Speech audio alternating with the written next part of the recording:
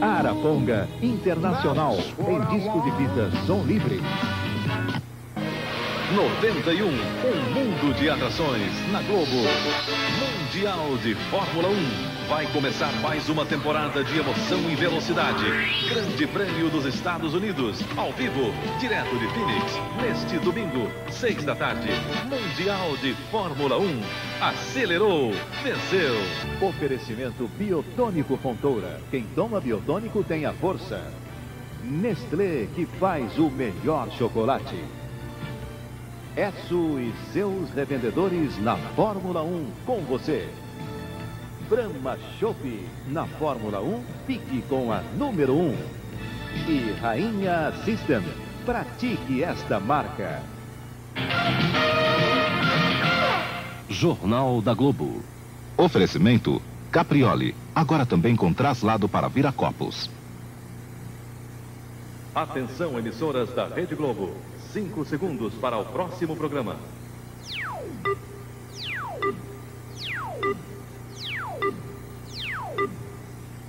A Receita aperta o cerco e começa a intimar os sonegadores. Só em Minas a sonegação chega a 32 bilhões de cruzeiros. A Caixa vai liberar 3 bilhões de cruzeiros por mês na reabertura do financiamento da casa própria. A Cobrasma, uma das maiores empresas do país, pede concordata. A falta de pneus obriga a Auto Latina a parar a fabricação dos carros mais baratos. A primeira proposta de emenda constitucional que o Congresso vai examinar é a da pena de morte. O jurista Dalmo Dallari e o deputado Amaral Neto debatem a pena de morte. Os americanos acreditam que Saddam Hussein está vencendo a revolta popular que já atinge 12 cidades. O plano do Brasil e da Colômbia para pegar o grupo guerrilheiro que age nas fronteiras dos dois países.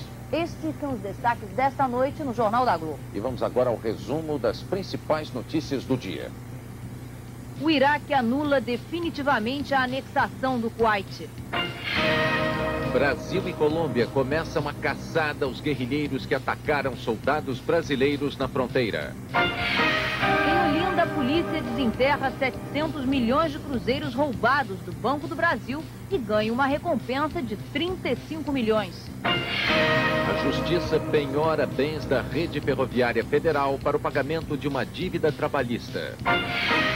A ministra da Economia anuncia que a Caixa Federal vai voltar a financiar a construção da casa própria. O anúncio da ministra vale já a partir da próxima segunda-feira e os interessados devem procurar as agências da Caixa Econômica Federal. O governo espera que a reabertura do financiamento para a construção da casa própria funcione como um incentivo para o setor da construção civil.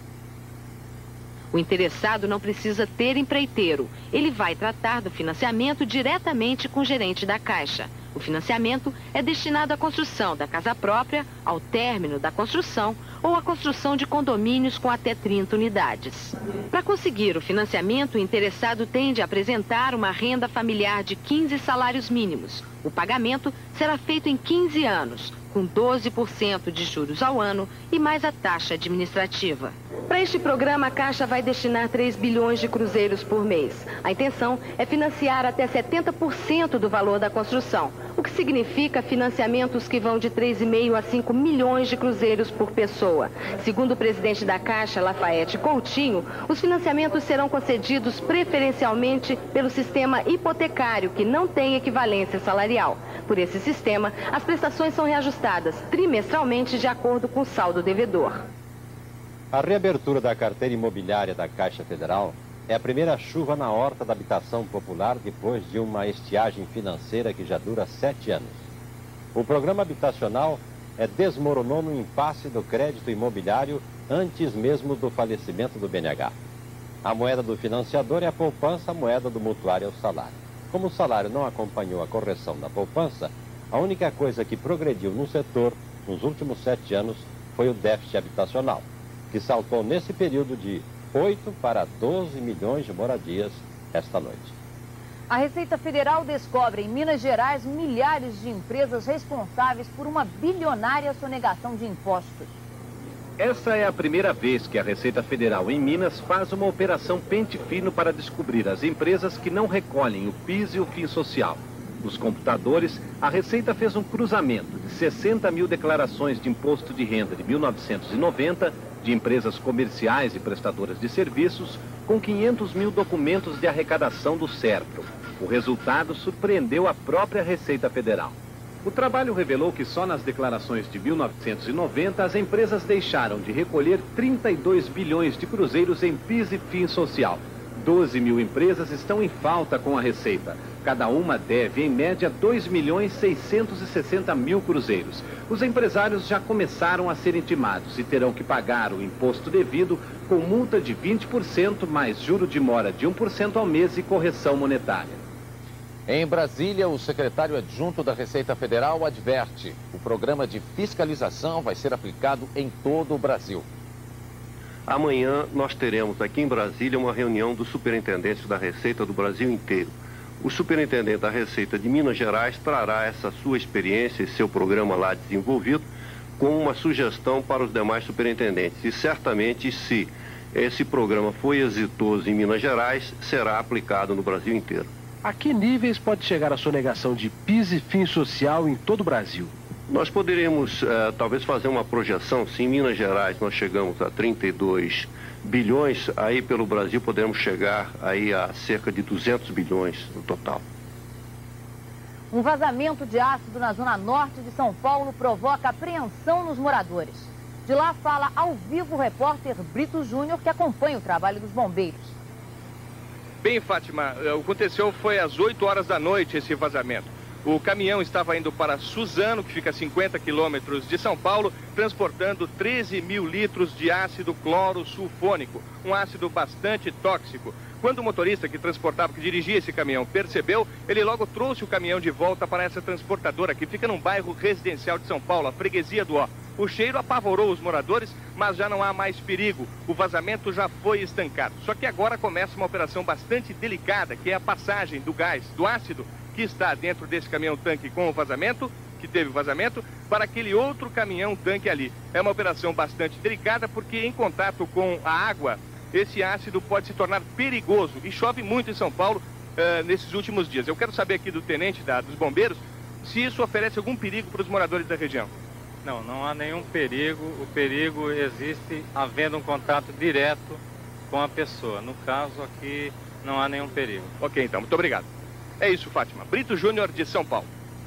Você vai ver daqui a pouco a primeira proposta de emenda constitucional que o Congresso vai examinar é a da pena de morte. O jurista Dalmo Dallari e o deputado Amaral Neto debatem a pena de morte.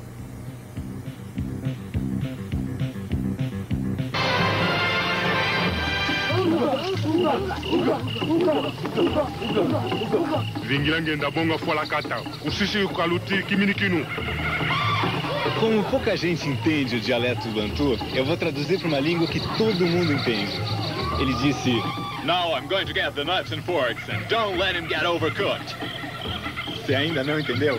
Está precisando vir pro Yazid. Yazid, seu passaporte para o mundo. Na empresa em que você trabalha, os funcionários têm saúde Bradesco? E você gostaria que na empresa em que você trabalha tivesse o saúde Bradesco? Então por que você acha que o seu chefe não dá para você um saúde Bradesco? Obrigado. Saúde Bradesco, porque o seu empregado não é de ferro.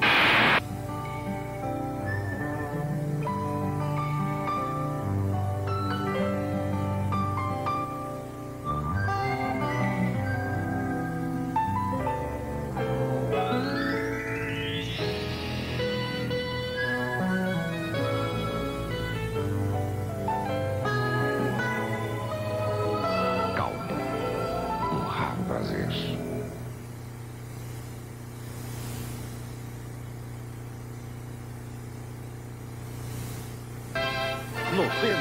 Um mundo de atrações na Globo. Boxe Internacional. Robert Daniels e Bob Cheese, valendo o título mundial de peso cruzador. Sexta, dia 8. Boxe Internacional. Bateu, valeu.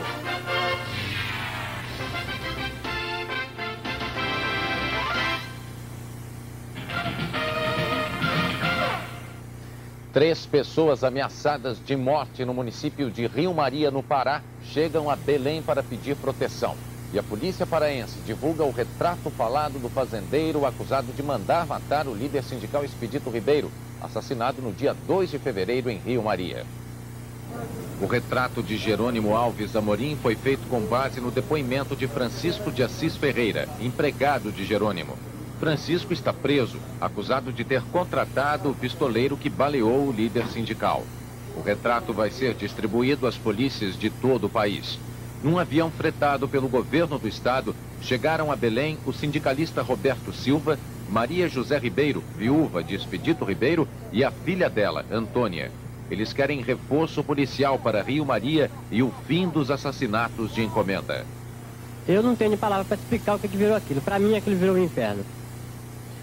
Sequestrado em Argerita, no interior de Minas Gerais, o fazendeiro e vereador do PMDB, Emílio César Vitói, de 31 anos. O sequestro foi nesta estrada, perto da fazenda.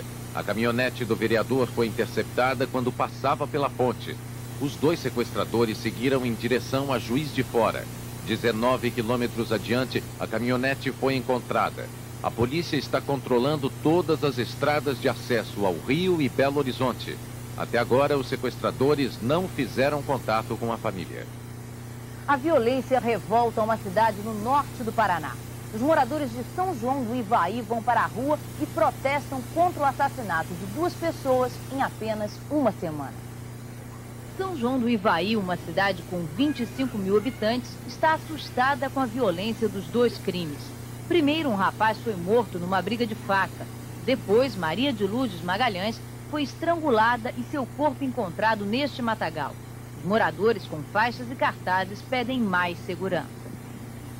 O deputado Amaral Neto entregou nesta terça-feira à presidência da Câmara um pedido de preferência de votação para o plebiscito sobre a pena de morte no país. A votação poderá ocorrer ainda este mês. A pena de morte é uma solução para o problema da violência? Nós vamos discutir isso daqui a pouco com os nossos convidados, o professor e jurista Dalmo Dallari, que está em São Paulo, e o deputado Amaral Neto, que está em Brasília. A nossa primeira pergunta é para o deputado Amaral Neto. Deputado, por que é que o senhor acredita que a pena de morte seria uma solução? Antes eu queria dar a você uma resposta. Não ao que você perguntou, mas ao que você disse.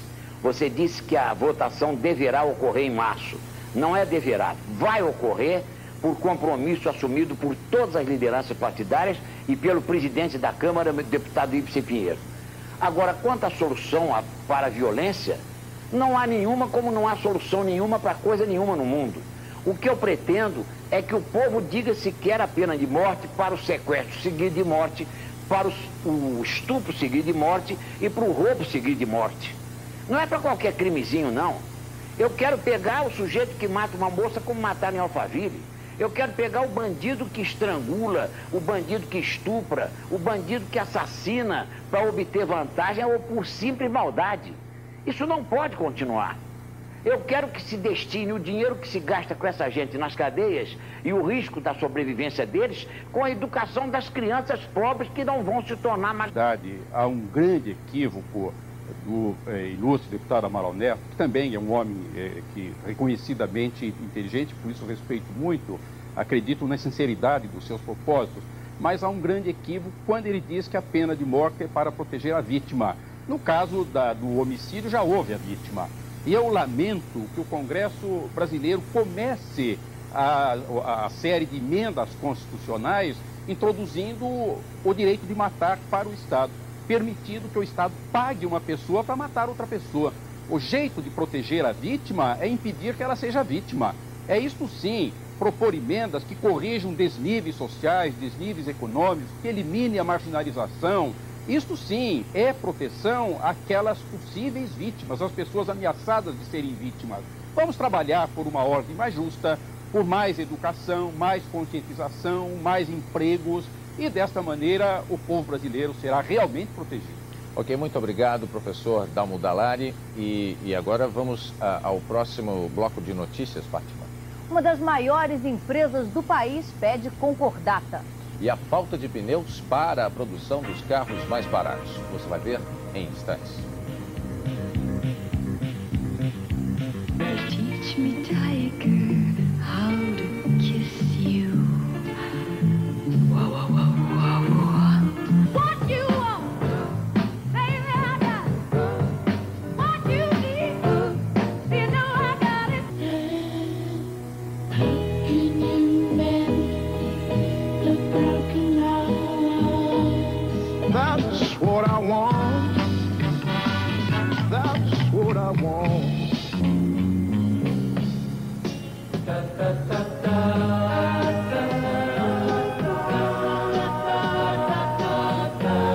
Araponga Internacional, em disco de fita som livre.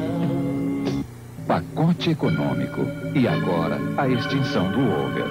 Não fique intranquilo. Deixe a sua vida financeira nas mãos do BBC. Um banco eficiente que sai na frente e resolve o problema. Os seus recursos continuam com liquidez diária e a melhor rentabilidade. É o novo Maxi Renda BBC. Fale com seu gerente BBC. Ele tem outras aplicações para o seu dinheiro continuar rendendo. BBC, o banco bom companheiro. Em Campinas, o maior e mais luxuoso circo da América. Garcia, o rei do circo. Na Avenida Faria Lima, próximo ao Hospital Mário Gatti. Curta temporada.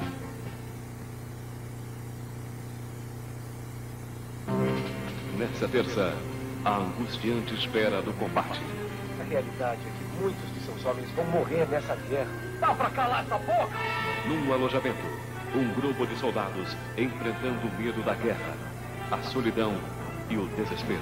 Se não me mandar falar, eu vou acabar morrendo. E Robert Hoffman, O Exército Inútil, um filme inédito, nesta terça, em Campeões de Bilheteria.